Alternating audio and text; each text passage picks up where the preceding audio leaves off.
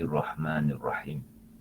Alhamdulillah, alhamdulillahi rabbil alamin.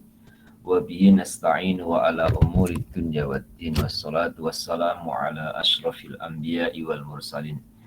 Sayyidina wa maulana Muhammadin al-amin wa ala alihi wa ashabihi ajma'in.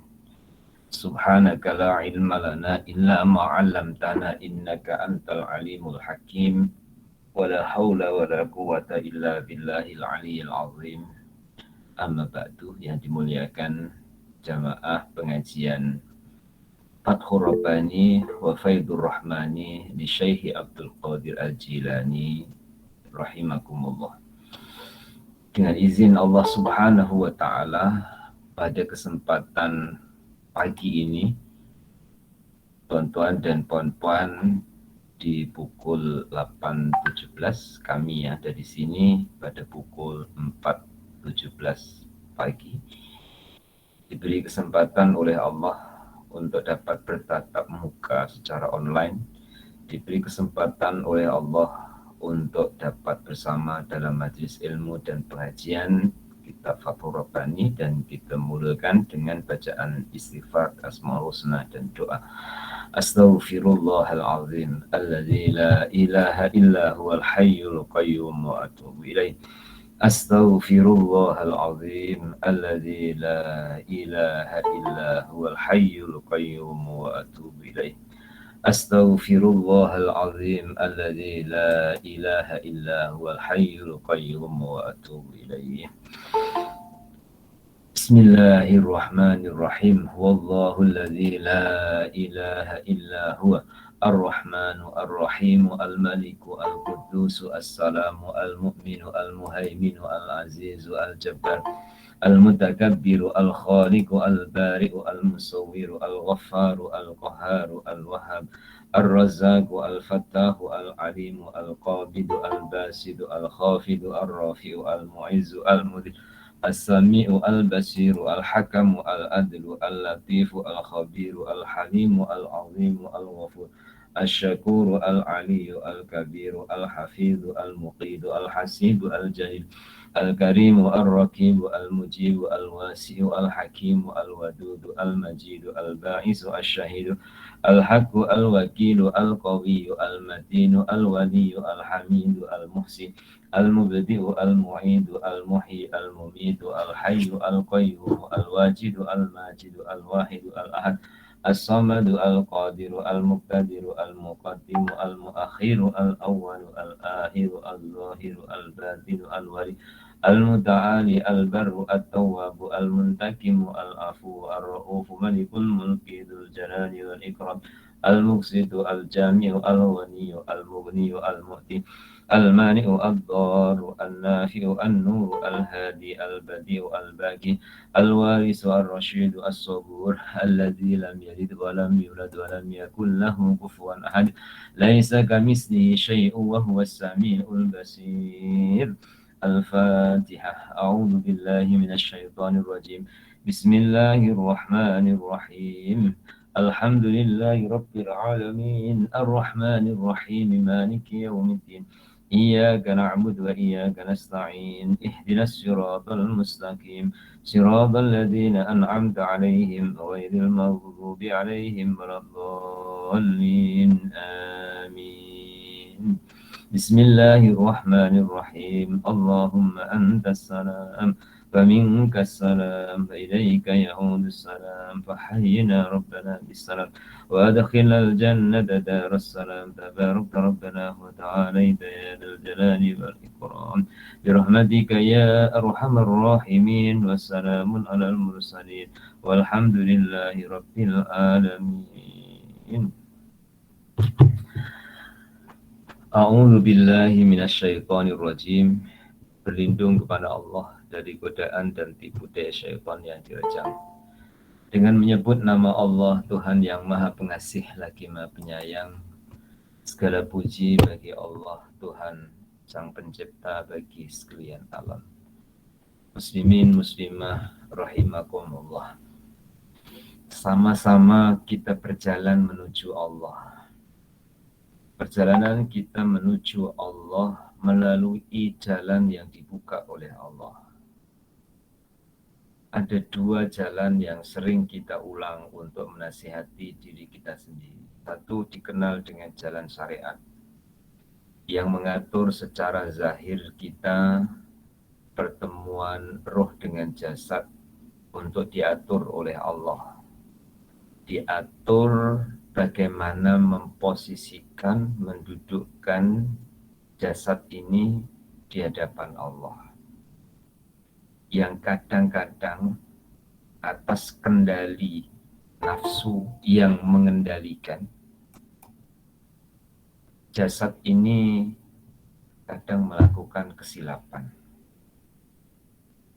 Bahkan baiknya orang baik itu pun ada tidak baiknya. Apalagi tidak baiknya. Jika agak kasar bahasanya, baiknya orang baik pun ada jahatnya. Apalagi orang jahat. Namun Allah Subhanahu wa ta'ala Maha Kasih, Maha Penyayang, Maha Pengampun, Maha Penerima Taubat. Kesilapan yang dilakukan oleh jasad yang berhubungan dengan syariat, Allah Subhanahu wa ta'ala mengajar doa sebagaimana yang diajar oleh Allah kepada Adam dan Hawa. Rabbana zalamna anfusana wa illam taghfir lana wa tarhamna lanakunanna minal khasirin. Wahai Tuhan kami telah menganiaya diri kami. Jika Engkau tidak mengampuni kami dan tidak merahmati kami, sungguh kami akan jadi golongan orang-orang yang rugi. Ini diajar oleh Allah pada Nabi Adam pada saat Adam dan Hawa makan buah yang ditegah dan dilarang. Secara syariatnya Nabi Adam melakukan kesilapan. Tetapi secara hakikatnya adalah Nabi Adam melakukan apa yang dikehendaki oleh Allah Subhanahu wa ta'ala, Tuhan yang Maha berkehendak atas segala ketentuan dan keputusannya. Maka berjalan kita menuju kepada Allah, jalan yang kedua adalah jalan hakikat.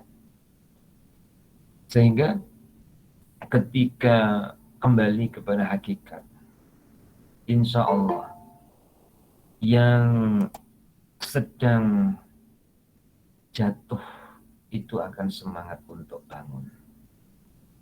Yang sedang salah itu semangat untuk minta ampun. Yang sedang buat baik pun akan semangat untuk diterima kebaikan-kebaikannya. Yang sedang berada dalam kelalaian pun sangat semangat untuk diingatkan. Nah, jalan hakikat ini disebut juga jalan tarikat. Dibantu, dilatih, didorong dengan banyaknya zikir, banyaknya ingat Allah. Melalui panduan guru, ingat Allah dengan menyebut nama Allah. Allah. Dengan panduan guru, ingat Allah dengan menyebut kalimat tauhid. La ilaha illallah. Panduan tersebut diperolehi dan didapati secara khusus. Maka dalam thariqah ada mubaya'ah ataupun ada bai'ah antara guru dengan muridnya, sebagaimana guru dari gurunya sampai kepada Rasulullah Shallallahu Alaihi Wasallam. Kemudian disertai dengan zikir umum yang diajar oleh Rasulullah SAW melalui sabda dan hadisnya sebagaimana tasbih, tahmid, takbir, hauqola, dan kalimat-kalimat thayyibah yang mengingatkan kita kepada Allah. Juga melalui perintah Allah dalam menyampaikan salam, juga selawat kepada junjungan agung Rasulullah Muhammad SAW. Juga melalui kitab suci yang diwahyukan oleh Allah kepada para nabi, khususnya kepada nabi kita Muhammad SAW adalah kitab suci Al-Quran. Membacanya adalah ganjaran dan pahala yang berlipat kali ganda. Melihatnya adalah rahmat dari Allah Subhanahu wa Ta'ala. Jadi jalan hakikat ini insya Allah di ujung-ujung kitab Fathur Rabbani yang kita akan teruskan pada pagi hari ini dengan izin Allah Subhanahu wa Ta'ala, walaupun jarak jauh ya, dari pandangan mata, tapi insya Allah dengan pertolongannya pandangan mata kita melalui layar kaca ini kelihatan sama saja saya di Indonesia ataupun sekarang sedang berada di Saudi Arabia. Maka kepada muslimin dan muslimah dipersilahkan untuk bersemuka, untuk dibuka videonya, dipersilahkan yang bersedia, yang tidak bersedia tidak mengapa. Saya sendiri pun tadi saya lelap sebentar sekejap ya, kemudian bangun karena ini masih kategori 2 jam lagi baru masuk subuh kami yang ada di sini ya. Oke, jamaah yang dikasihi dan semoga dirahmati oleh Allah Ta'ala. Jalan hakikat ini melalui nasihat-nasihat kitab Fathur Rabbani, insya Allah nasihat yang dirasakan oleh hati kita dalam tempo 1 minggu. Contoh dari hari Ahad ke hari Ahad. Ada yang kita melakukan sesuatu itu seakan-akan kita berencana. Apalagi kalau urusan itu kita anggap mudah. Yang kelihatan adalah rencana kita.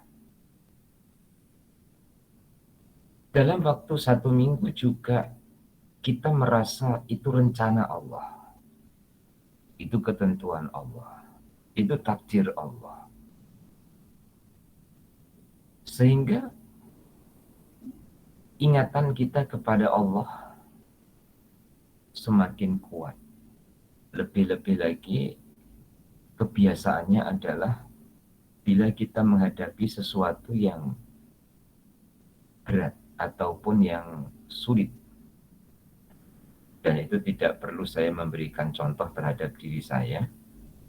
Cukuplah puan-puan yang sama-sama pernah mengalami saat sulit, saat senang, saat susah, ya, saat gembira, saat sakit, saat sehat. Sebenarnya sakit dan sehat, susah dan senang, ini adalah Allah Subhanahu wa Ta'ala sedang mengajar kita arti kehidupan dan mengajar kita arti mengenal Tuhan dan mengajar kita optimis dengan pertolongan Allah Subhanahu wa Ta'ala. Maka ya, dalam kesempatan pagi hari ini kita akan teruskan dan kita akan sambung di muka surat 834 ya. Muka surat 834 pada penggal yang ketiga. Saya bacakan terlebih dulu. Agama kita memerintahkan kita untuk diam, menyembunyikan dan merahasiakan. Apabila engkau tidak demikian, maka aku akan mengisyaratkan agar engkau diusir, dan aku akan mengeluarkanmu. Ucapan kami berpengaruh pada zahir kamu, dan hati kami berpengaruh pada jalan batin kamu. Titik dulu. Muslimin dan muslimah rahimakumullah. Tadi saya sampaikan bahwa jalan syariat dan jalan hakikat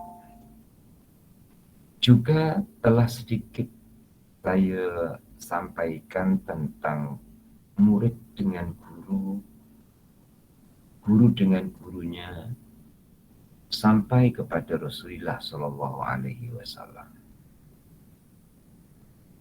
Kita mengenal guru kita, kita juga berusaha untuk mengenal gurunya guru kita. Kita juga berusaha untuk mengenal gurunya guru kita yang sudah pernah mendapatkan silsilah nama keguruan Al-Quran dari saya ke jamaah, khususnya ketika majelis khatam yang diadakan di depan Masjid Al-Hidayah. Itu saya sampaikan sanad keguruan Al-Quran, dan insya Allah yang akan datang juga akan saya sampaikan sanad keguruan Thariqah ataupun keguruan kerohanian hingga sampai kepada Rasulullah Shallallahu Alaihi Wasallam. Nah, sanad keguruan ini seorang guru terhadap muridnya itu bukan hanya mengajar apa yang harus dilakukan antara dirinya dengan manusia, tetapi juga mengajar bagaimana dirinya dengan penciptanya, dengan Allah Subhanahu wa Ta'ala. Kita dengan sesama manusia berbicara, kita dengan Allah juga berbicara, dan itu harus kita rasakan dan mulai kita rasakan dan kita tingkatkan. Kita dengan sesama manusia berbicara, berkomunikasi. Yang satu bertanya, yang satu menjawab. Ini terjadi setiap hari, baik itu hubungan suami istri, atau hubungan orang tua anak, atau hubungan tetangga dengan jirannya, ataupun hubungan pedagang dengan pembelinya, dan urusan-urusan kita yang lain. Di satu sisi atau di saat yang sama juga kita harus merasa berbicara dengan Allah, dan Allah berbicara dengan kita, karena Allah Maha berbicara. Juga kita harus merasa bahwa Allah menjawab. Kita bertanya, Allah menjawab. Kita berdoa, Allah memberi. Kita berbisik, Allah Ta'ala mendengar. Kita memohon, Allah memperkenankan. Nah, ini hubungan bicara kita dengan Allah. Allah bicara dengan hambanya. Minta maaf, ini bahasa hati ya. Jadi kalau bahasa hati diterjemah dengan bahasa lisan itu kurang pas atau kurang sesuai ya. Saya percaya jamaah Fathur Rabbani boleh untuk memfilter diri masing-masing. Juga bicara kita dengan sesama manusia. Nanti akan ketemu berbeza. Kalau kita dengan sesama manusia berbicara, kita boleh komplain. Maka terjadi mungkin suami dengan istri beda pendapat, kemudian tegang, naik angin, ya, ataupun komplain. Begitu juga rakyat dengan pemimpin, pembeli dengan penjual, dan hubungan kemanusiaan lainnya. Tapi apakah ini akan kita lakukan dengan Allah? Komplain dengan Allah? Tentu jangan. Berbantah dengan Allah? Tentu tidak. Nah, dengan Allah jangan atau dengan Allah tidak demikian. Bagaimana dengan guru yang menuntun kita kepada Allah? Ya. Bagaimana kepada guru yang membukakan jalan kita kepada Allah? Karena nanti sampainya adalah bagaimana dengan Rasulullah Shallallahu Alaihi Wasallam membuka segala jalan menuju kepada Allah.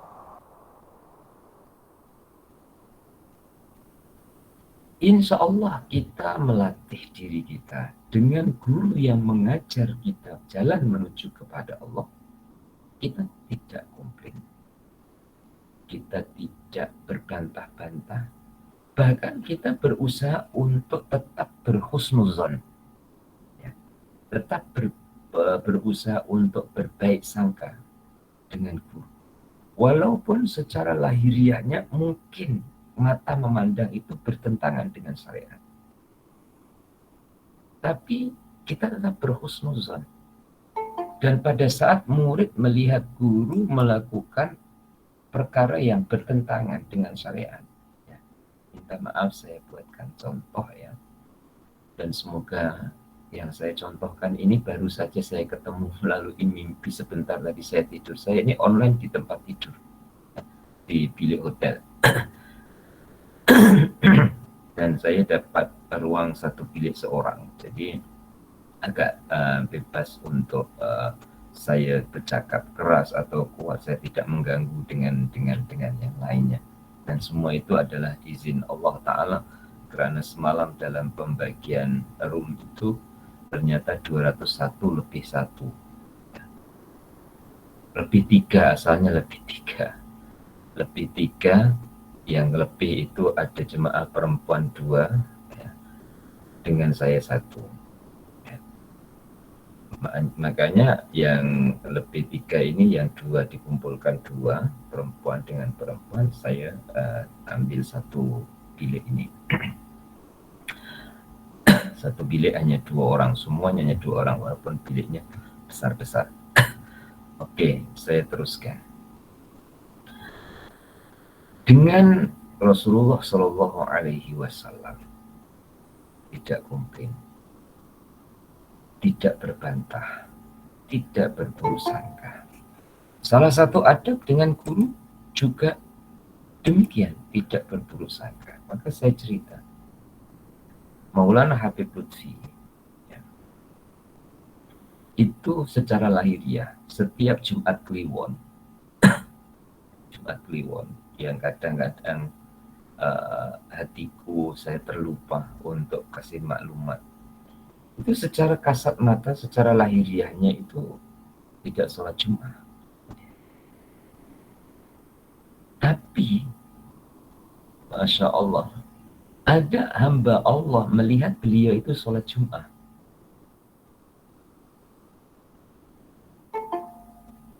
Kelihatannya karena menerima tetamu, itu di waktu sholat Jumat, orang awam melihat tidak sholat. Orang tetamu ramai setiap hari Jumat Kliwon itu, tapi beliau ada hamba Allah yang melihat beliau sholat Jumat. Apakah satu menjadi 2? Ataupun seperti puan-puan orang biasa, orang awam, puan-puan jasad ada di kelas, tapi mindanya ada di Giant ataupun ada di Maidin.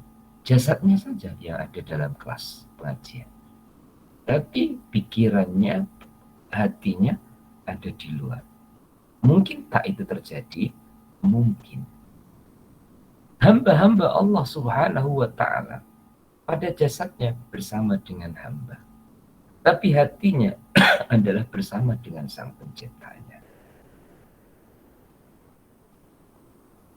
Oleh itu, dalam berhubungan para guru, penggal yang kita pelajari, nasihat guru kepada sang murid tentang agama. Nasihat guru terhadap murid, khususnya beliau, Hadratus Syekh Abdul Qadir Al-Jilani. Dan minggu lepas saya ketemu dengan cucu beliau yang ke-25, asal Turki, kemudian melawat ke Indonesia, Profesor Dr. Fadil Al-Jilani, dan dapat bersembang dengan beliau, kemudian mendapatkan ijazah dari beliau, kitab Sirul Asrar yang disusun oleh atuk beliau, Syekh Abdul Qadir Al-Jilani, juga ijazah solawat dari berbagai jenis macam solawat. Syekh Abdul Qadir Al-Jilani menasihatkan kepada murid tentang agama. Agama itu memerintahkan kita untuk diam. Apa maksudnya? Agama, jalan menuntun kita menuju kepada Allah. Kalau kita di depan manusia, berkomunikasi, bercakap, berbicara, dan berkata, kita dengan Allah Ta'ala juga bercakap, berkata dengan Allah. Maka tadi saya sampaikan bahwa kita dengan sesama juga bercakap. Kita dengan Allah juga bercakap. Kita dengan Allah kadang cakapnya itu monoton. Monoton itu adalah statis. Statis itu adalah sama. Maksud saya adalah dengan Allah itu kita bercakap isinya hanya meminta saja. Ya. Oleh itu Rasulullah SAW mengingatkan kita meminta yang paling baik dengan Allah Ta'ala itu adalah Alhamdulillah. Artinya doa yang paling baik itu adalah Alhamdulillah. Saya jadi teringat tentang hubungan manusia. Ya, Maulana Habib Lutfi lagi sebagai contoh saya khususnya. Hampir mungkin 99 ataupun 90% orang, ribuan yang hadir dan yang datang dan ingin ketemu dengan beliau itu adalah mengadu masalahnya. Mengadu masalah dalam hidupnya. Oke lah, tak payah jauh-jauh. Saya contohkan menantu dengan mertua. Ya, nanti akan semakin dekat. Kadang menantu datang kepada mertua itu ketika ada masalah ataupun meminta sesuatu, baru menelpon ataupun baru datang. Begitu juga anak dengan orang tua, anak yang sudah punya pekerjaan sendiri, gaji sendiri, rumah sendiri, itu kadang dengan orang tua datangnya ketika ada entah permintaan ataupun permasalahan yang semata-mata untuk silaturahim tanpa ada kepentingan lain. Ya. Kalau raya itu kan ada kepentingan balik raya. Ya. Ataupun kalau sedang lalu di kawasan emaknya, kemudian singgah, itu kan urusan lain, kemudian emaknya nomor 2. Yang semata-mata datangnya itu adalah karena silaturahim dengan orang tua.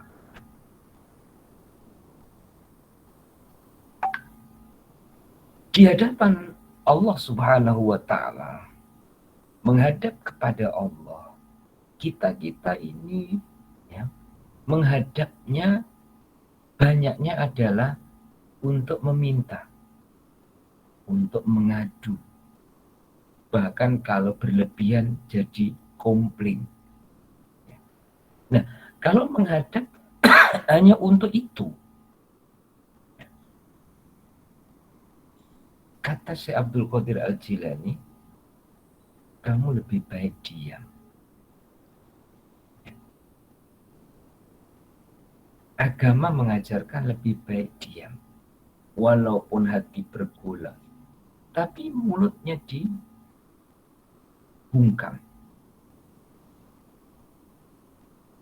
Kemudian berusaha, agama itu memerintahkan menyembunyikan dan merahasiakan. Dengan siapa mafhumnya? Menyembunyikan dengan sesama, karena dengan Allah tidak tersembunyi. Berarti dengan sesama pun diam. Dengan Allah diam. Dengan sesama diam. Karena sesama itu adalah makhluk. Maka supaya terhindar dari riya, ujub, bangga, sombong, dan sifat-sifat yang tercela lainnya, menyembunyikan dengan Allah, karena Allah tidak tersembunyi dari segala apa yang terjadi. Juga agama adalah mengajar kita untuk merahasiakan. Muslimin dan muslimat rahimakumullah, ada yang kuat menjaga rahasia, ada yang tak kuat menjaga rahasia. Saya contohkan yang bernilai, yang berharga, dan itu milik individu. Puan-puan contoh, punya duit simpanan, tidak ingin diketahui oleh suami, ataupun tidak ingin diketahui oleh anak-anak. Pokoknya disimpan dan dirahasiakan. Kenapa itu disimpan? Kenapa itu dirahasiakan? Dirinya yang tahu jawabannya. Ini untuk bekal masa depan saya. Saya tidak tahu apakah suami saya yang dulu ataupun saya yang dulu. Jadi dia ada simpanan yang dirahasiakan. Saya tidak tahu bagaimana nanti. Apakah anak-anak saya seperti saya menjaganya dulu, dia menjaga saya, atau tidak. Simpanan itulah yang dijadikan sandarannya. Secara kemanusiaan, secara kehambaan. Nah, kalau yang dirahasiakan itu adalah hubungannya dengan Allah Subhanahu wa Ta'ala, tidak perlu orang lain tahu, tidak perlu makhluk sekelilingnya tahu, tidak perlu keluarganya tahu. Maka kepuasannya dengan Allah, hubungan seperti biasa dengan sesama manusia, berbicara biasa sesama manusia, tapi dia punya ketergantungan yang kuat, sandaran yang kuat dengan Allah Subhanahu wa Ta'ala yang dirahasiakan. Berapa banyak cerita wali-wali Allah yang merahasiakan hubungannya dengan Allah, dan di saat rahasia itu terbongkar, maka dia lebih memilih untuk kembali kepada Allah, artinya meninggal, ya, karena telah terbuka hubungannya dengan Allah Ta'ala di mata manusia. Kemudian nasihat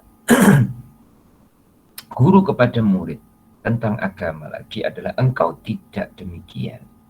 Apabila engkau tidak demikian, maka aku, kata guru, akan mengisyaratkan agar engkau diusir.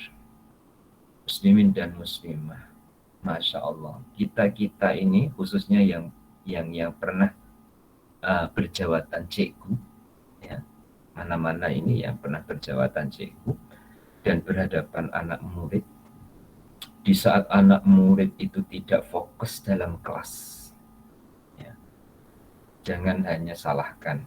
Ini saya bicara syariat dulu, jangan berat sebelah kemudian menyalahkan muridnya. Murid tahun 2022 ini memang susah diatur, muridnya dulu yang disalahkan. Jangan. Kembalikan dulu kepada dirinya. Kualiti guru pada tahun 2022 ini tak sama dengan yang dulu, maka muridnya juga tidak sama seperti yang dulu. dengan era puan-puan sekolah rendah, sekolah menengah dulu. Betapa hormatnya sang murid terhadap gurunya, taat dan baktinya. Jadi menjaga murid sekian, setiap hari bertatap muka dengan muridnya. Kemudian ada masa-masa yang cikgu itu menyuruh muridnya diam. Seketika itu karena takut diam. Tapi air muka tidak dapat disembunyikan. Cikgu mengatakan diam sambil pegang rotan, tapi air muka dari sekian anak murid tidak dapat disembunyikan.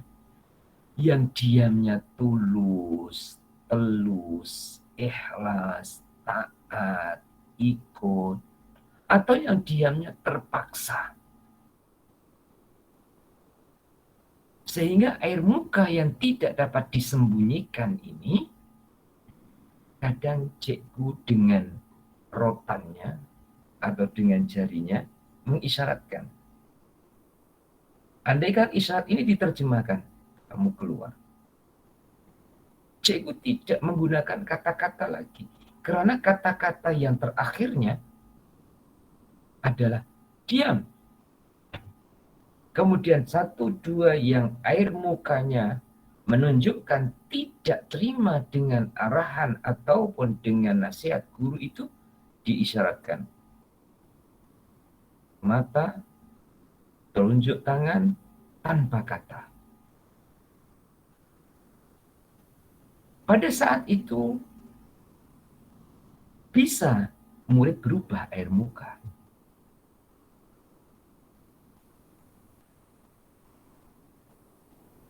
Begitu juga secara kerohanian untuk membuatkan contoh pendekatan. Kalau memang sudah tidak ada keikhlasan, kalau memang isi di hatinya adalah komplain tidak mau terima, maka guru akan mengisyaratkan agar kamu tidak ikut dalam barisan para murid yang taat kepada gurunya. Kata beliau lagi, dan aku akan mengeluarkanmu. Setelah dengan isyarat tidak pun berubah, maka dengan cara berikutnya adalah dengan cara paksa untuk mengeluarkan. Ucapan kamu berpengaruh pada zahir kamu. Dan hati kami berpengaruh pada batin kamu. Artinya, secara lahiriah, ya, kita bicara dengan sesama. Ini ada kesan. Berbeza dengan ya, alat seperti telepon. Ya. Telepon itu keluar bunyi. Tapi dia tidak bisa memberikan kesan terhadap dirinya. Manusia bicara ada kesan terhadap dirinya. Saya bicara dengan Tonton. Tonton menjawab umpama. Terjadilah soal jawab. Terjadilah bertanya dan menjawab.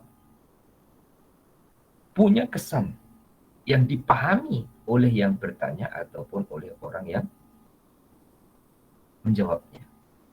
Maka berpengaruhlah kepada lahiriahnya.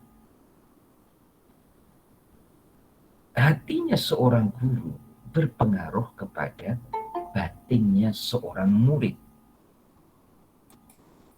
Maka ada adab guru, adab murid. Tata krama guru, tata krama murid. Tersusunlah sebuah kitab Ta'limul Muta'alim. Ya. Pelajaran untuk murid dan pelajaran untuk guru. Adabnya murid itu bagaimana terhadap gurunya, bagaimana adab guru terhadap muridnya. Masya Allah. Mana yang lebih harus berhati-hati? Jawaban secara umum adalah kedua-duanya. Jadi guru terhadap murid ya harus hati-hati. Jadi murid di depan gurunya juga harus hati-hati. Mana yang harus lebih hati-hati? Guru terhadap murid yang harus lebih berhati-hati. Saya juga ada kisah di silsilah keguruan Quran saya itu, kalau puan-puan semak itu ada dari saya ke Kiai Nawawi, kemudian Kiai Nawawi ke Kiai Abdul Qadir, Kiai Abdul Qadir ke Kiai Munawir, dan seterusnya dan seterusnya. Ini yang Quran. Yang Qiraah Sab'ah dari saya ke Kiai Nawawi, Kiai Nawawi ke Kiai Arwani. Ya, saya sebut Kiai itu puan-puan, bayangkan tuan guru besarnya. Ya. Nah, Kiai Arwani itu gurunya gurunya Kiai Nawawi itu ketika berjalan tengah malam di bilik yang ditempati oleh santri ataupun pelajar. Santri sedang bergurau. Santri sedang bergurau. Beliau tidak marah, terus memarahi santrinya yang bising ataupun yang bergurau. Karena keseronokannya santri tidak ingin beliau mengganggu. Sampai santri itu perasan kalau tuan gurunya lalu kemudian diam dengan kesadarannya, bukan diam dengan suruhan kiainya. Puan-puan, diam dengan kesadarannya, bukan dengan paksaan gurunya. Jadi, seorang guru punya pengaruh terhadap hati ataupun batin muridnya. Maka Syekh Abdul Qadir Al-Jailani mengatakan hati kami berpengaruh kepada batin kamu. Apa beda hati dengan batin? Batin itu adalah mata hati, mudahnya begitu. Ya. Jadi hubungan murid dengan gurunya, lebih-lebih lagi secara hubungan rohani, itu tidak dipisahkan dengan jarak ataupun tempat, bahkan juga waktu. Karena jalan menuju ke Allah dibuka melalui guru, dari gurunya sampai ke Rasulullah, sampai ke Allah Subhanahu wa Ta'ala, hinggalah nasihatnya seorang guru di hadapan muridnya ketika murid dihadapkan kepada Allah melalui jalan agama yang diajarkan. Agama itu sebenarnya menetapkan dan memerintahkan jika kita berhadapan dengan Allah adalah diam, menyembunyikan dan merahasiakan, karena itulah adab kita di hadapan Allah Subhanahu wa Ta'ala.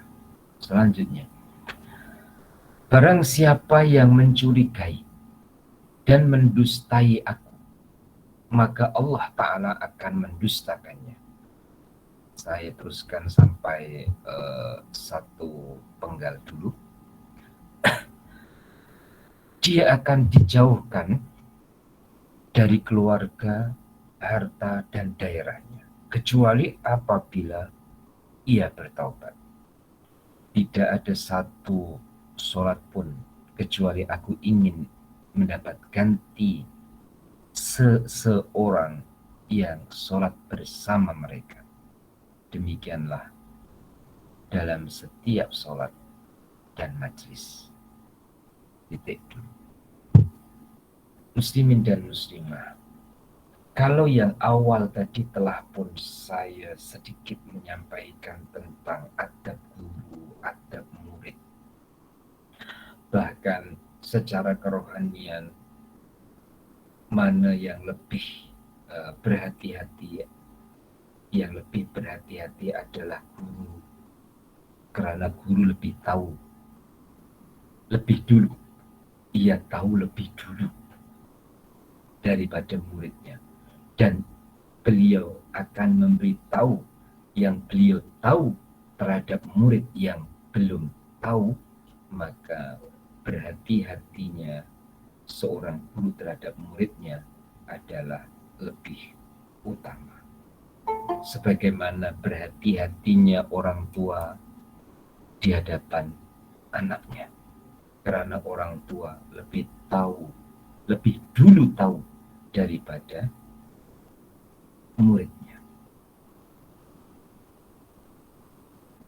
Sehingga seorang murid yang punya atau bertemu dengan guru yang demikian itu harus melepaskan dirinya dari suuzon, dari buruk sangka, dari curiga, apalagi berdusta.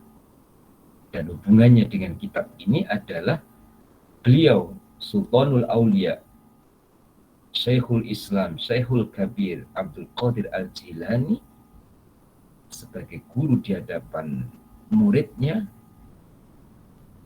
Kemudian ada murid yang tidak ikhlas berguru dengannya, sedangkan beliau ikhlas mengajar karena Allah Subhanahu wa Ta'ala, maka Allah yang akan bergerak dalam bahasa manusia. Allah yang akan mengaturnya. Apa kata beliau? Allah akan mendustakannya. Bukan berarti kita mengartikan Allah berdusta. Tidak. Maka perlu saya luruskan dengan hidayah Allah Ta'ala, semoga ada pembenaran. Artinya Allah mendustakan itu, Allah Maha tahu kalau kamu sebagai murid yang dusta. Sebab guru telah ikhlas mengajarmu, tapi kamu mendustai gurumu, Allah Ta'ala Maha tahu kedustaanmu. Otomatis kedustaan yang dilakukan oleh guru, oleh murid terhadap gurunya, Allah Ta'ala Maha Adil. Dengan adilnya Allah yang Maha Adil itu akan turunlah balasan dari Allah Ta'ala. Sehingga murid itu ya umpama saja ya, karena ini ilmunya Allah dan rahasia dari rahasia Allah ya, menjadi sulit untuk memaham, menjadi sulit untuk mengamalkan, menjadi tidak berkah ilmu ataupun harta dan kekayaan dan lain-lain. Maka kita sama-sama menjaga adab terhadap guru dan menjaga persangkaan kita terhadap guru kita, juga menjaga hubungan baik dengan guru di hadapan guru maupun di hadapan Allah Subhanahu wa Ta'ala. Bukan hanya itu, kata beliau, dia akan dijauhkan dari keluarga, harta, dan daerahnya. Apa maksudnya dijauhkan dari keluarga? Muslimin dan muslimah, semoga tidak terjadi. Hanya untuk menjelaskan perlu saya contohkan. Sebumbung rumah, ya, puan-puan, bilik pun berdekatan. Setiap hari mungkin bersemuka, bertatap muka, tapi tidak saling bicara. Rasanya jauh dan bukan orang lain. Ada seperti itu terjadi antara orang tua dengan anaknya. Jangan pandang keluarga lain. Ya. Pandang kita sendiri. Kalau cross-check, evaluasi, salah satu di antara sebab kita sebagai murid terhadap guru itu tidak jaga adabnya. Kemudian kesannya adalah kepada keluarga, sebab orang tua itu adalah guru dari anak-anaknya. Kita adalah guru dari anak-anak kita. seakan-akan jauh walaupun serumah. Maka ini yang dikatakan dijauhkan dari keluarga. Tapi juga Masya Allah, berkah. Yang namanya berkah itu jauh didekatkan oleh Allah. Memang ya, jaraknya ribuan kilometer, tapi rasanya itu tetap dekat, mesra, dibandingkan contoh yang pertama tadi. Begitu juga bukan hanya keluarga, dengan harta. Harta itu ya ada di tangannya. Selain rasanya itu panas, ya, harta itu tak tahu hendak digunakan untuk apa. Serba berisiko. Ya. Contohnya, kalau dikasihkan kepada anak, kesannya begini, begini, begini. Kalau digunakan untuk niaga, kesannya begini, begini, begini. Artinya begini itu adalah negatif. Maka walaupun punya, tapi tidak dapat untuk dinikmatinya. Bahkan menjadi beban. Puan-puan punya 100.000, hatinya susah. Dengan punya 1.000, hatinya tenang. Pilih mana? Pilih yang nomor 1, nomor 2. Atau tak pilih kedua-duanya karena punya opsi ketiga.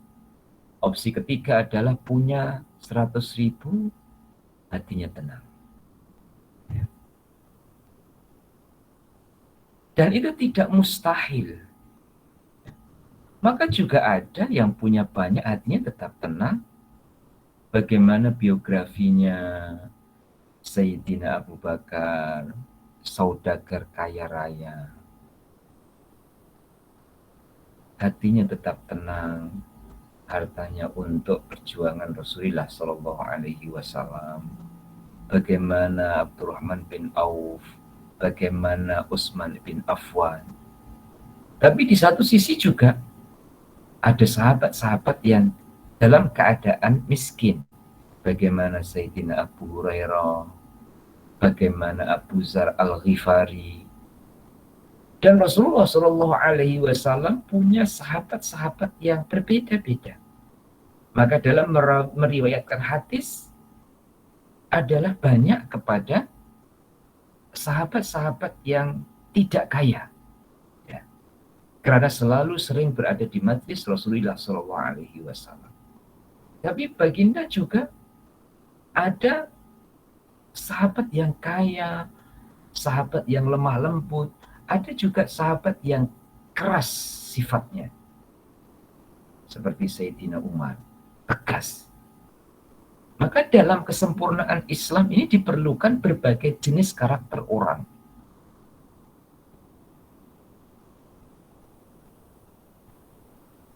Kembali kepada harta, dijauhkan dari harta, tidak semestinya miskin. Ya. Boleh jadi ia bersama dengan harta, tapi tidak terasa nikmat. Secara lahiriahnya miskin, tapi dia nikmat. Masya Allah, ya. Orang kampung, ya. Mungkin tidak ada simpanan untuk minggu depan. Kalau untuk seminggu mungkin ada. Tapi untuk minggu depan itu tidak ada. Kenapa saya mengatakan begitu? Puan-puan, kami itu berarti termasuk juga puan-puan. Dalam pembesaran ma'had yang sekarang tetap jalan walaupun saya ada di sini ya untuk PTQ itu tiap hari Kamis itu ditunggu untuk upah mingguan. Sabtu, Ahad, Isnin, Selasa, Rabu, Kamis, 6 hari bekerja. Petang itu sudah ditunggu. pernah ya, dan tidak sengaja. Pernah saya itu sedang ada urusan, kemudian sampai waktu Isya belum selesai saya punya urusan, dan itu hari Kamis malam Jumat. Itu sudah ditunggu kepulangan saya oleh ketua tukang, ya, karena saya bukan hulurkan satu-satu, tidak. Jadi ada catatannya, ya, ketua tukang itu yang akan agihkan. Karena saya lambat, bukan ketua tukang itu datang ke rumah saya yang datang ke rumah ketua tukang itu tadi. Di rumah ketua tukang itu sudah berbarislah, mudahnya berjalan pekerja-pekerja yang menunggu upahnya. Artinya upah itu untuk 1 minggu ke depan secara hidupnya bersama dengan keluarga. Berarti minggu berikutnya itu tak dipikir, belum terfikir, atau memang tidak difikirkan, atau memang tengok imannya masing-masing, ya, sudah itu tawakal ke Allah. Tidak punya simpanan untuk minggu kedua. Ya. Bahkan juga mungkin tidak punya simpanan jika saya sakit nanti bagaimana. Itu baik pada orang yang sudah sampai levelnya. Tapi kurang baik pada orang yang belum sampai ke levelnya. Karena pada saat ia kurang, ia akan menadah dan ia akan meminta-minta. Oleh itu, ada sistem insurance atau bahasa Indonesia asuransi, ya, untuk menjaga kemungkinan-kemungkinan. Jadi yang punya insurance itu ya baik, yang tak punya pun baik juga. Mana yang lebih baik? Punya kelebihan masing-masing. Ustaz, saya ada insurance, baik. Yang tak ada insurance, ya, juga baik. Tinggal kita. Dan alasan atau yang dikemukakan sebagai alasan tidak semestinya itu yang sebenar keluar dari hatinya. Saya bayar insurans itu supaya nanti saya tidak jadi peminta-minta ketika terjadi sesuatu yang saya tidak mampu untuk mengawalnya. Ya, dari kata-katanya itu baik, tapi di hatinya bagaimana tawakalnya, terhenti ke situ ataupun itu adalah jalan tawakal ke Allah Ta'ala. Maka ada juga, ya, yang menamakan insurans tawakal. Artinya insurans-nya adalah jalan tawakalnya kepada Allah. Dan itu urusan ranahnya hati. Ya. Begitu juga yang tidak ada insurans. Saya tak payah insurans supaya saya tetap tawakal kepada Allah. Ya, ada baiknya asalkan bukannya cakap di bibir saja. Oke, saya kembali kepada yang sedang kita bicarakan. Harta itu boleh terasa jauh walaupun secara lahiriah dekat. Begitu juga sebaliknya, ya, dia tidak pegang harta banyak, tapi dia nikmat. Ibarat makan itu hanya dengan tempe sambal. Seronoknya, nikmatnya, badannya sehat. Ya. Ada yang makanannya enak-enak, ya, ayam, daging, burger, KFC, dan yang lain-lain, tapi mukanya tidak seseronok, ya, yang makan nasi dengan tempe tahu sambal itu tadi. Muka keceriaannya itu beda. Nah, mungkin yang seperti itu adalah kesan dari kurang beradabnya sebagai seorang murid dengan gurunya. Juga kata beliau dijauhkan dari daerahnya. Muslimin dan muslimah merasa terkucilkan. Saya membuatkan gambaran itu begini loh. Dulu pernah saya katakan dengan para jemaah, ada nasab, nasib. Ya. Berbeda hurufnya. Nasab, nasib, nusub. Ya. Ada orang itu bermanfaat terhadap masyarakatnya karena nasab. Ayahnya kiai, dia jadi kiai. Ayahnya pemimpin, dia pemimpin. Tapi juga ada ya yang ia bermanfaat kepada masyarakat bukan dari jalan nasab, tapi dari jalan nasib. Dan ini yang akan ada hubungannya dengan yang saya sampaikan, yang kita bicarakan. Dengan jalan nasib itu, masya Allah, ia tidak membawa siapa orang tuanya, tapi memang nasibnya begitu. Di masyarakat itu tidak ada orang pandai, ya, kecuali dia. Karena orang yang pandai sebelum dia itu, minta maaf, meninggal awal. Jadi orang situ tercari-cari siapa yang akan memimpin kita. Kemudian dia itu yang diberi kepercayaan. Walaupun asalnya itu tidak jadi tujuan. Tapi karena sudah memang nasibnya begitu, ilmunya jadi manfaat. Dia diperlukan oleh masyarakat. Khidmatnya bermanfaat kepada orang banyak. Nasib. Kemudian yang ketiga, nusuk. Apa itu nusuk? Dia anaknya orang biasa saja. Ya. Kemudian dia diambil menantu oleh seorang kiai. Ya. Kemudian karena dia diambil menantu seorang kiai, bapak mertuanya meninggal, dia yang menggantikannya. Ini namanya nusuk. Jadi saya pernah diterangkan oleh guru saya seperti itu, saya teringat pagi ini, saya sampaikan, ada yang manfaat terhadap masyarakatnya itu karena nasabnya, karena nasibnya, ataupun karena nusuknya. Nah, kalau ia berilmu, ada ilmunya, karena memang dia mondok, dia belajar, dia berguru, tapi dia tidak dapat memberikan manfaat kepada masyarakatnya. Yang memenuhi atau yang mengisi hatinya adalah dengki, iri hati kepada sesama. Maka kompetisi itu ya penting, tapi juga harus diiringi dengan longgarnya hati untuk terima hakikat. Seorang pedagang dengan pedagang jika tidak jaga hubungan, maka akan jadi dengki mendengki. Berapa banyak? Ya. Seorang yang berilmu pun seperti itu penyakitnya.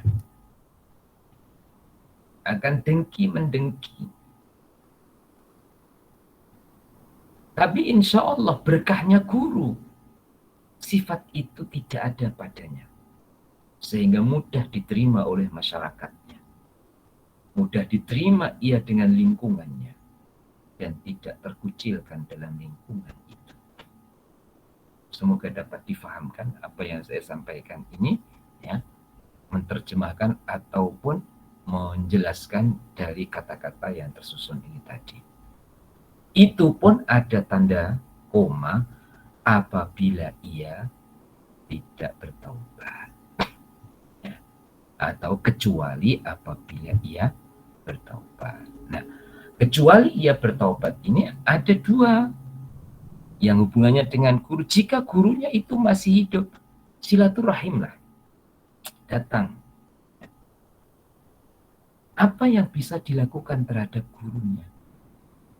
Kalau zaman dulu adalah ia persembahkan khidmatnya kepada guru. Guru suruh apa asalkan ya, kesilapan kesalahan yang dilakukan baik secara zahir maupun batinnya dimaafkan oleh gurunya secara zahir dan batin. Ataupun yang kedua, jika guru itu sudah meninggal, maka dia rela untuk kirimkan doa dengan memanggil orang ramai, ya, dengan tujuan datangnya orang ramai itu baca Quran ataupun baca kalimat thayyibah, tahlil, ataupun majlis ilmu, yang semua itu saya hadiahkan kepada guru saya. Itu namanya haul para. Jadi bukan hanya mendatangkan guru kemudian ada pengajian. Sirinya atau rahasianya, murid ingin untuk membalas jasa guru, membahagiakan gurunya dengan haul itu. Maka Masya Allah, ya, saya dipesankan oleh Maulana Habib Lutfi itu untuk membuat haul Syekh Abil Hasan As-Sazili, Sayyid Muhammad Alawi Al-Maliki, kemudian Syekh Sa'aduddin Muhammad Salim Al-Murad, guru silsilah thariqah saya, dan itu insya Allah pada bulan Jun nantinya. Jadi para jemaah sekalian, kadang-kadang kesulitan yang dihadapi oleh murid, kemudian murid tidak perasan. Apa sebabnya? Di mana letak kekurangannya? Kemudian datang ke guru yang lain, mengadu. Kadang makrifatnya guru yang ia datangi itu menasihatkan, kamu buat doa, kamu hadiahkan kepada guru kamu. Mungkin sempitnya hidupmu, resah, susah, gelisah hidupmu, atau mungkin itu keluargamu, atau hartamu, atau lingkungan masyarakatmu adalah karena kamu tidak beradab dengan gurumu saat waktu dulu. Nah, para jemaah yang dirahmati oleh Allah Subhanahu wa Ta'ala, loh, apa ada hubungannya dengan harta? Bagi yang tidak paham, apa ada hubungannya dengan keluarga? Ini masalah-masalah keluarga. Kok dihubungkan dengan guru? Ternyata sirinya atau rahasianya adalah kesan yang terjadi. Maka ada murid itu yang nggak pandai-pandai banget, ya. Artinya IQ-nya itu tidak begitu pandai, tapi dia taat dengan gurunya. Andaikan dia melakukan perkara yang salah, itu tidak karena komplain dengan guru. Saya masih ingat dan mungkin pernah saya cerita, ya, kawan saya yang namanya Rahmat, ketika menghafal Quran dengan Bahya Nawawi itu, ya, secara syariat Mbah Nawawi itu, Kiai Nawawi menghadapinya ya marah, ya. Makhrajnya itu disuruh untuk jelas, tapi kalau ngaji setoran hafalan itu makhrajnya tidak kuat, ya. Ya namanya teman saya namanya Rahmat itu, tapi dia bukan menyengaja, bukan terus tidak berusaha, ya. Lancarnya lancar, tapi suaranya kurang begitu kuat, makhrajnya kurang begitu fasih. Satu-satu masa itu diingatkan oleh Kiai Nawawi, karena dia tidak ada persangkaan yang tidak baik dengan gurunya. Diingatkan itu dia senyum, menyebabkan Mbah Kiai Nawawi itu jadi senyum. Kalau murid yang memang agak ndablek itu kan menyebabkan guru itu jadi marah, walaupun muridnya senyum. Ini muridnya senyum, Kiai Nawawi ikut senyum, sehingga kawan-kawan itu heran. Heran, kamu ini kok boleh menjadikan kiai ini senyum? Kami ini kalau setoran hafalan, ya, ada rasa takut, ada rasa segan. Jangankan senyum, tengok muka guru saat memperdengarkan hafalan saja tidak berani. Ini yang namanya Rahmat, ya. Itu tengok mukanya Mbah Kiai Nawawi juga senyum. Sampai Kiai Nawawi yang pegang rotan itu, ya, sambil merotan tapi senyum. Wan-wan, ada kata-kata saya yang perlu digarisbawahi. Sambil merotan tapi senyum. Ini hubungan murid dengan guru. hubungan hamba dengan Allah.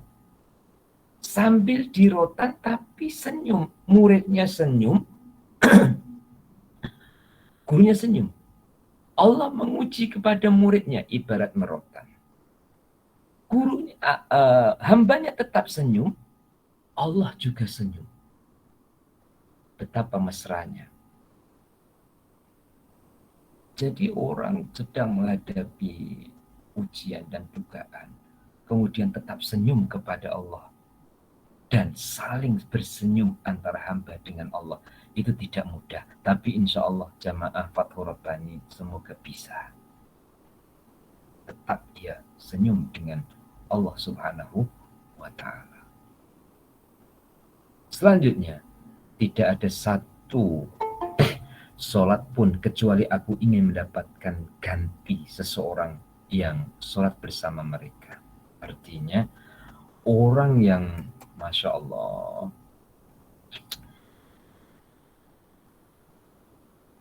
disayanglah oleh guru. Kalau bahasa Jawa itu kemoto. Kemoto itu ternampak-nampak karena redonya guru terhadap muridnya itu, walaupun murid itu jauh, ternampak-nampak sampai kadang-kadang ya bukan muridnya tanya, tapi gurunya tanya, apa kabarnya umpama Misbah ya, Misbah apa kabar di sana? Ditanyakan ke orang lain karena terbayang-bayang oleh gurunya. Nah, hal yang seperti itu bisa terjadi ya, sehingga apabila sang murid mendahului gurunya, Masya Allah, ada kisah lagi. Dan itu nyata. Salah satu dari muridnya Maulana Habib Lutfi itu pernah mengatakan dalam doanya, ya Allah panjangkan umurnya guru kami. Jika engkau berkehendak untuk mengambil nyawanya guru kami, ambillah nyawa saya. Biarlah guru kami panjang umurnya. Masya Allah. Puan-puan. Dalam doa seorang murid, ya Allah panjangkan umur guru kami. Jika engkau hendak mengambil nyawa guru kami, ambillah nyawa saya. Dan semoga guru kami panjang umurnya. Itu terjadi. Murid yang berdoa seperti itu. Namanya Kiai Sa'ad. Itu meninggal dulu dibandingkan gurunya. Gurunya Maulana Habib Lutfi masih diberikan panjang umur oleh Allah Subhanahu wa Ta'ala. Sampai segitunya. Nah, ketika seorang guru mendengar bahwa murid itu meninggal dunia, satu sebagai sifat kemanusiaan merasa kehilangan. Tapi secara hakikatnya itulah yang dikehendaki oleh Allah Ta'ala. Akhirnya mendapatkan ganti dari Allah Ta'ala pada yang lainnya. Ya, di bacaan berikutnya doa, ya Allah, la tuhammilna ma la taqata lana bi. Jangan engkau bebankan kepada kami apa yang tidak sanggup kami menanggungnya. Surah Al-Baqarah ayat 286, artinya akhir dari surah Al-Baqarah, dan insya Allah jamaah setiap hari tidak meninggalkan bacaan akhir dari surah Al-Baqarah, mulai dari Amanar Rasul hingga sampai ayatil qaumal kafirin. Sampai ini terlebih dulu ya untuk pagi ini, karena selepas ini saya memberi jadwal kepada pelajar untuk menyetorkan hafalannya. Jadi program pesantren insya Allah tetap berjalan walaupun ada pergeseran waktu sedikit. Jadi untuk Fathur Rabbani saya cukupkan ini terlebih dulu ya, dan semoga bermanfaat, berkah untuk kita semua ya. Dan majelis doa dan juga majelis tasmik di Masjidil Haram, karena rencana perjalanan kami ke Madinah dulu, ternyata ya, di Madinah dulu, baru 11 hari bulan itu ke Mekah. Berarti insya Allah untuk tasmiknya dan doa di Masjidil Haram itu adalah di tarikh 12 ataupun 13. Jadi kalau jemaah ada ataupun masih ada yang mengirimkan doa ataupun nama-nama arwah, dipersilahkan ya, hinggalah majelis tersebut dapat kami adakan.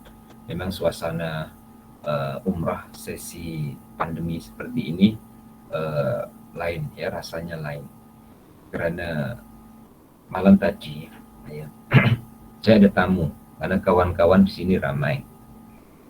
Saya ada tamu. Sebelum saya jumpa itu dikasih tahu tak boleh jumpa saya, tak boleh jumpa saya. Saya sudah berada di bawah. Dan dia bawakan saya Alpaik. Sampai sekarang pun masih belum saya makan lagi. Alpaik ya, seperti KFC. Tapi dia sudah menghubungi saya yang turun.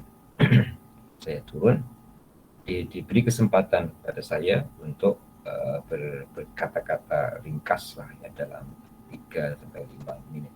Lepas itu pekerja hotel ini minta maaf, saya minta maaf, bahasa Melayunya saya minta maaf. Sebenarnya tidak mengapa, tapi saya ini menjalankan tugas, jadi saya takut dipecat. Jadi mohon tolong ya untuk cepat pulang, tamunya digitukan. Ya. Kemudian ketika tamunya pulang, dia jumpa saya, minta maaf lagi dengan saya, karena tak boleh jumpa. Padahal minta maaf, saya pimpinan dari yang ada semua di hotel ini semua. Jadi malam tadi saya lakukan lawatan di tiap-tiap bilik ya, macam dokter seperti itu, untuk kasih semangat kepada jemaah supaya ketika PCR itu hatinya tenang ya, optimis, tidak susah, tidak takut ya. Bahasa tidak itu hanya bahasa saja, paling takut itu ada, susah itu ada, tapi berkurang begitu. Jadi saya cukupkan ini dulu, insya Allah besok hari Isnin ya, jamnya jam puan-puan sama jam saya ya, jam tahajud. Sebenarnya seperti ini adalah jam tahajud. Jadi alhamdulillah, bersyukur kepada Allah pernah merasakan membaca kitab Fathur Rabbani di waktu tahajud ya.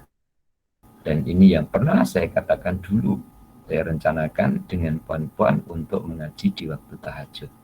Ternyata cara Allah memperkenankan seperti ini, tapi baru saya ya yang merasakan di waktu tahajud, karena puan-puan sekarang ini adalah di waktu duha, saya di waktu tahajud, puan-puan di waktu duha. Apapun ya, dan dimanapun kita latih ikhlas karena Allah Ta'ala dan bersyukur kepada Allah.